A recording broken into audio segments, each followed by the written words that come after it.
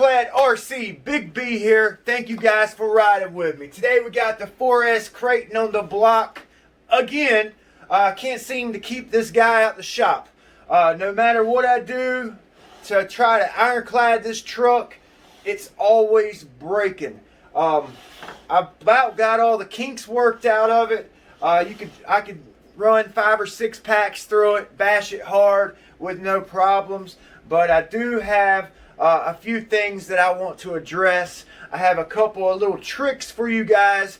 Chassis brace system, shock tower brace system, and a few little things that I've done to this truck to help make it tougher. Something you guys can do to your truck with a little bit of DIY fabrication. It's some simple stuff that you can find around the house, around the shop, to make this thing tanked out. But quit jabbering, let's get to it. Ooh, to the moon. I had my rear shock tower break, so I made one for the rear, and I wanted to video the front shock tower being assembled with this this new brace system I came up with. Alright guys, first of all we're going to start with the shock tower brace system that I've came up with for this 4S line, 3S line from arrma. This brace system is going to help prevent your shock towers breaking where the screws go through the shock. That's a lot of force generated from these trucks jumping and landing real hard, and they just kind of waller the holes out quite a bit to where there's not, see on this side here it's not broken. The screws waller a hole out so bad to where you've got hardly anything holding your shock in place. So what I did was I just took my old shock tower slash bulkhead off, and I took and traced out and measured out a template. You guys see that? That's the rear shock tower. I made it so it fits perfect. You can do as good a job, or as, you know, just make it your own really. But this, with the aluminum cut, once you're done, it's going to add a lot of rigidity to your shock tower, and hopefully not pull any screws out. With this rear, I've been on maybe, you guys see it in there, it looks pretty tight. I've had maybe 6-7 packs ran through the truck, several bash sessions with this rear shock tower, and it seems to be performing rather well. Alright, so first of all, I want to show you the new part that I made for this truck. Have it front and rear. You guys can see it there on the back. You see the shock tower here. I've got a brace system that I came up with and fabricated for the back of this truck, because actually this is my second shock tower. See right here where I've broken the shock tower where the screws go in. I made a template, went out to the shop, got a piece of aluminum. Let's see how thick this is. The aluminum is 5 millimeters thick. It only weighs maybe 3 or 4 ounces, so you don't really have to worry about a weight. And I cut it out, set it up there, clamped it to the shock tower where I wanted it, like so, with a clip. I got like a little rod with a sharp end, stuck it through the shock hole, and marked out where the shocks will be mounted on the shock tower brace. Drilled it out, and then on the back, you guys can see here, it has a raised, like a little flange there that comes up. It's raised, so you will need to countersink your back holes. Countersink your holes there. See how I've got them countersink, and they fit nicely onto your shock tower. So I'm gonna run this, and I'll let you know how it's working in later videos. I'm gonna run this. I don't think we're gonna need one in the back, to be honest. It's actually a little more bulky than the front of the shock tower. We'll see. If I have it break, I'll make one for the back. It's just gonna be a little bit more modifications for the back brace than the front. But it looks pretty tough. I mean, it looks pretty cool. Let's go ahead and mount this up. You're gonna have to use a little bit longer screw since you are using a thicker material. And you just bolt your shocks on just like you would any other time. You put your brace on. Actually, the back shock tower, I drilled a couple of extra holes. I drilled a hole here and here, and because there's nothing in your shock tower right here, so you don't have to worry about drilling into anything if you want to put an extra support screw here and here.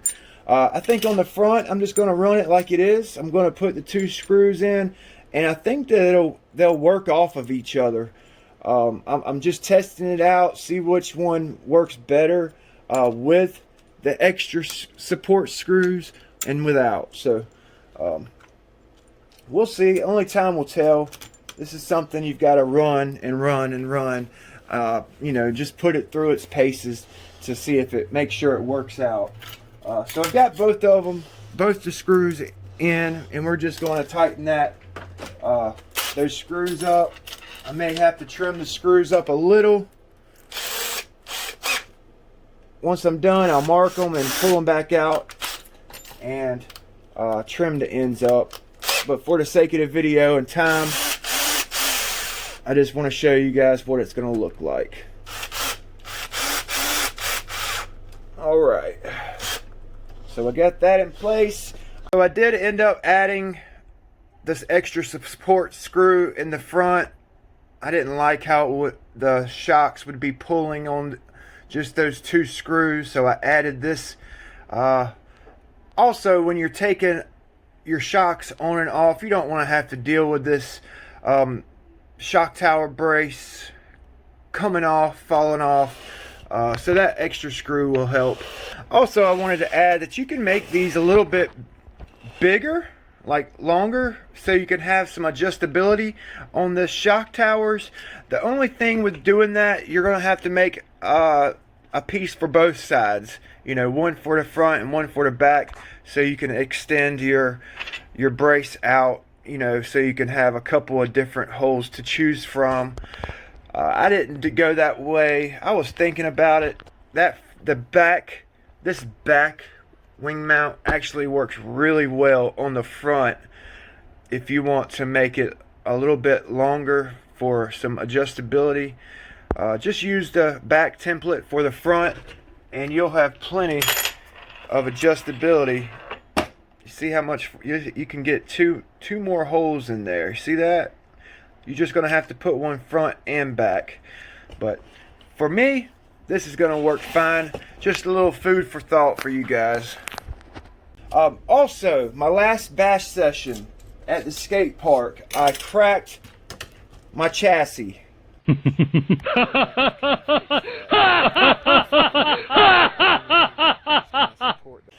So, our next little modification is the custom chassis support here. My last bash session, I broke my center brace and I did not know that I broke this piece off, and I did a couple of big jumps, and I landed one of my jumps actually like on a log that was laying on the ground. Good in the air. Cracked my chassis right here. It's like a hairline crack, but nonetheless it's cracked. So I got some angle aluminum. It's very light stuff. You can see the thickness here, maybe 2 millimeters thick. And I trimmed up one side of the angle iron so that it will fit under this dirt guard on the side of your chassis here. And on the motor side, I actually didn't have to drill any holes whatsoever in the car. I just took a couple of screws out. Two of the screws, one goes to the ESC tray and the other one here goes to your servo mount. I use those stock screw holes. And in the back, oh, I did have to drill one out, which is kind of a bummer because now I've got to take out, can you see that screw right behind the motor mount here? You've got to take this screw out every time I need to move my motor around. So that's kind of a bummer. If I could do it over again, I would make this just maybe 5 millimeters longer so that I could drill into this honeycomb chassis brace here like I did this other side. See that it's perfect size for a 2 millimeter screw and nut. Actually the honeycomb shape holds your nut in place for you. So if I had to do it over again, I would make the chassis brace come to this curve right here and just kind of round it out so you could use that one honeycomb hole right there for your screw. Other than that, on the other side, the battery side, I've got some, I have some of these hidden screws. You know, it's a flat nut that countersinks into the body. I could use that under my battery straps if I wanted to, but I think I'm just going to use the 2 screws for the time being, see how good it holds up. Got one screw here in the front and one back where this honeycomb brace system is. I'm really scared to put anything metal in my battery compartment due to the fact if you rub a hole in a battery that it will catch on fire and burn your rig. So keep that in mind if you guys are going with this type of chassis support. It looks pretty nice. I like it. Also, please tell me what you guys think in the comments. I'm gonna bend this chassis a little bit for you real quick so you guys can see. Alright, so I'm bending this chassis right now. I'm putting all kinds of pressure and it's just flexing a little bit. Look at that. So it's definitely doing its job. Before, this truck would have bent, you know, like a darn U, even with this chassis support in. Actually, I've got a 3S. Here's the arrma Mega, which has got the same chassis as my my kraton. Let's do a chassis bend on this and see how much the flex is. You guys see that? Just look how much flex is in this chassis without any type of center brace or chassis support. Look at that flex in the chassis. Now look at the flex on this chassis. Same amount of pressure I'm putting down. Actually, I'm putting more. So it's definitely working. If you guys are looking for a way to ironclad your bigrock, your 3S Typhoon, the Mega Typhoon, the granites, you can use this angle iron, angle aluminum to support your chassis and ironclad the shit out of your rig. But that's about it, you guys. You guys probably seen, if you're wondering, if you hadn't seen my channel, you guys are probably wondering what these are. These are my ironclad custom rod ends. I'm using the Hot Racing shop bodies paired with these custom fabricated rod ends. Double spring setup in the front gives it a lot of durability up there, guys. I've got an Allen grub screw to hold these in place, front and rear.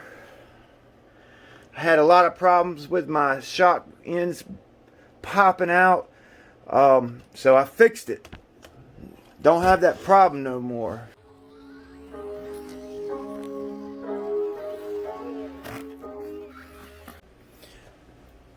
I'm running these generic eBay 3.8 monster truck tire, deep dish rim, 1/2 inch offset. I have a video on these as well.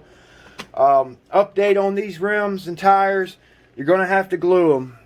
You see that there? See how the glue's coming out? You've got to glue these tires or they're going to come loose on you. Other than that, these have been a great tire. Brushless motor, 2050 kV, paired with the stock 4S ESC. I did upgrade the servo to the 15 kilogram servo from arrma, and I put new bearings in the steering rack. Yeah, that's basically a must, you guys. You've got to put the bearings in the steering rack and get rid of those bushings.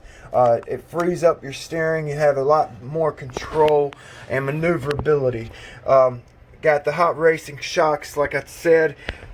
These shock tower braces are actually working out really well. Like I said, I've had this rear shock tower brace on for about 8 packs or so. I've ran through this truck with this rear shock tower, no problems. I've got the upgraded arrma CVDs. I've had these on for like a year. No, take it back. About 8 months, 8 or 9 months now. They just come out when I got them, and I was kind of skeptical. Everybody was saying, you know, the hot racing drive shafts were junk, which you couldn't find at the time.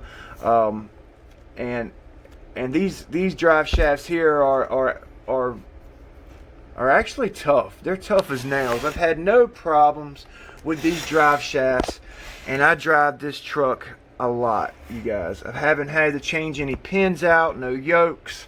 Got RPM arms front and rear. Jim's bearings all the way around. I've had a lot of problems with my differentials.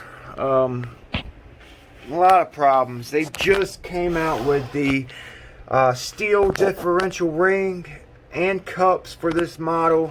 I believe to get one full differential built, I'm thinking it's going to be around $35 to $40 to build that rear or front differential with steel rings and gears. That's definitely a upgrade that I'm going to be doing here shortly.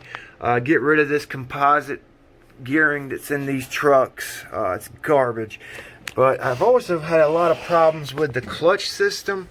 My son and his Mega Typhoon, we've converted it. It's got a BLX brushless motor. We've converted that, and he has zero problems. No problems with his clutch system whatsoever. I've had the Granite, 3S Granite, and the 4S Kraton, and the 4S Outcast, and these clutch systems in this truck is, I hate to say garbage, but it is what it is. I've had a lot of problems with it. Tried every single trick known to man. But we'll figure it out. We'll figure it out. I love the way this truck drives. I love the way this truck drives. It's awesome. Handles good. Takes jumps real well, especially once you start upgrading some of your suspension system. It's a really fun platform to drive, and I've got a lot of hours in this truck, on this truck. But this is my rig. This is how I built it. Ironclad the hell out of it. Come on. 30 knots and no smoke. Come on. But I hope this can help you out. I hope you enjoy my videos. You know, we got the chassis brace here, which is a plus. It's a great upgrade. I can't wait to see how that holds up. Yeah, so thank you guys for watching my videos. If you haven't already subscribed, please subscribe. We'll have more content on my channel. You know, ring the bell if you'd like to get notified for any of my new videos. And, you know, hit the thumbs up button. If you guys got a question concerning any of my RCs or anything I've been over in any of my videos, please feel free to comment and ask your question. I'm always answering my channel members back as soon as my notification pops up. So yeah, thank you guys for watching. It's Ironclad RC. Big B here. Thank you for watching and ironclad your rigs. I hope these modifications can help you out in your RC hobby. Thank you guys for watching. Please subscribe. Tune in to some of my other videos for arrma 4S and 6S tips and tricks. I have some unboxings you can check out as well. Hit the little bell button so you guys can be reminded when I make new videos so you can watch them. Thanks for watching. Big B, Ironclad RC, out.